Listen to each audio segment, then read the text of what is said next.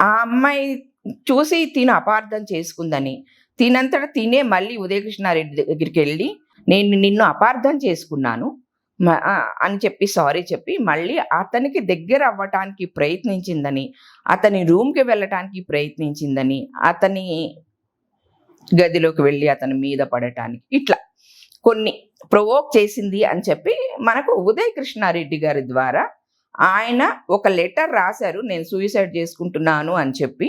Of course ఆయన ఏం suicide చేసుకోలేదులేండి. Alcohol content ఎక్కువయ్యి పడిపోయారు. వాళ్ళ ఫ్రెండ్ ఎవరైతే ఉన్నారో అతను జూలై 12న ఈ మొత్తం డీటెయిల్స్ అన్నీ పెట్టారనమాట. పెడితేనే ఉదయ్ కృష్ణారెడ్డి గారికి కోపం వచ్చి వాళ్ళ భర్తకి వీళ్ళిద్దరూ ప్రేమించుకున్నప్పుడు ఉన్న చాట్స్ కానివ్వండి, మెసేజెస్ కానివ్వండి, ఫొటోస్ కానివ్వండి, వాళ్ళ హస్బెండ్‌కి పంపించాడు ఉదయ్ కృష్ణారెడ్డి. కాంట్ బట్ సిట్యుయేషన్‌లో అని చెప్పి ఉదయ్ కృష్ణారెడ్డి గారు ఆయన ఫ్రెండ్ చెప్పారు. ఈ అమ్మాయి ఏమని కంప్లెయింట్ ఇచ్చింది అంటే,